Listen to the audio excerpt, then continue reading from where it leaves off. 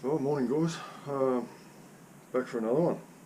What we're doing today is fitting a magnetic scale, which I just picked up, to my, what is it, cross slide. Yeah, it's going to be a bit tricky. Spin the camera around and show you what's going on here. It's a real pain in the ass actually. Alright, yeah, it's going to be a bit tricky because there's a carriage lock, bastard of a thing. So I've got the, let's pull this off, I've got the digital, not digital, the LCD type of DRO, and I've already got the glass, bloody hell, I've already got a glass scale on the back. It's TTL format. So what I have to do, which I found out a couple of blokes on Aussie Hobby Machinist page, sorry, all over the shop, is I was having trouble figuring out, like never using one of these sort of scales before, magnetic scale, figuring out the wiring, and a guy pointed out to me it's printed on the reader, so you know it's going to be easy to figure out. I've got the pin out to the DRO and the manual. Yeah, should figure that out later down the track anyway. But I've got two options here with this bloody scale. Originally I thought about going like that way, which when this is mounted, it's going to be about there somewhere. I mean, I'm losing a good inch and a half. Yeah, a good inch and a half, so I haven't got enough hands.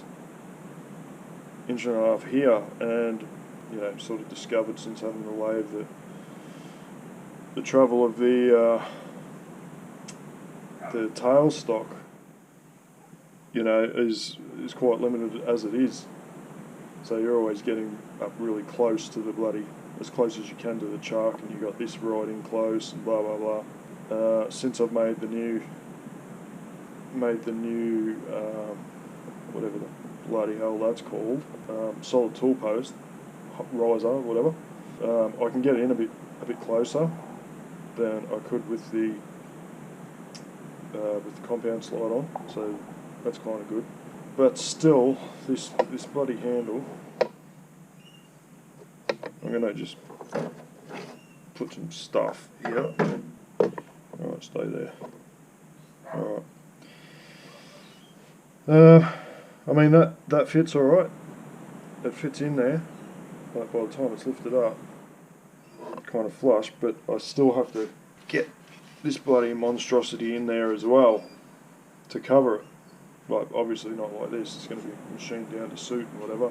And then I've got to, like from right out here, I've got to check out, yeah, it's got to be checked out like this for the sake of the handle. So I don't know whether I like that idea at all. The other way I was thinking about doing it was, that's my battery pack for the camera. The other way was mounting it like that, yeah, so I save that much room with the tailstock. Yeah, I actually like that way better because there's less chance of swarf and whatever, you know. I mean, with the cover on it, it should be okay, but I don't know, I just like it better that way, to be honest. But still creates the issue of the cover for it. You know, I want the cover down as close to that point as I can. And the only thing I'm thinking is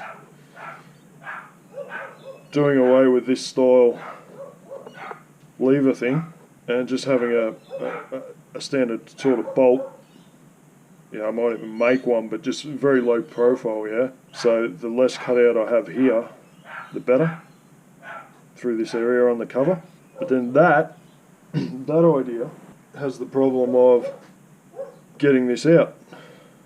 And I really don't want to pull the entire carriage apart to get that, because it's like, this is basically a bolt, yeah, and it's got like a round nut on the bottom of it, tucked in right in underneath, so it's a real bastard to get to. Fix this. I might even make a new bolt with a very slimline head, but with a smaller handle that, you know, comes out. These ends, not the best, so I think I might machine some new brackets for the ends, but somehow incorporate, because I wanted an end cover at both ends, you know. Didn't really want to see a hole under the cover. Plus I need some way of getting a bolt through there, so I might have to make up some new brackets, do that a bit differently as well. So the bracket might end up have the end cap built into the bracket and blah blah blah, and you do it up from underneath or something like that. I don't know yet. I'll figure that out as well. Yeah, fun times ahead for something that's pretty simple to put a real pain in the arse. And unfortunately, I kind of have to do it because my eyes can't read these bloody things anymore. Like, I can read it, you know, when I'm getting close enough to, like, even that, I really struggle to see that. And the closer I get, the worse it gets. So yeah. So that's the whole reason for having to do this. There you go. Let's go.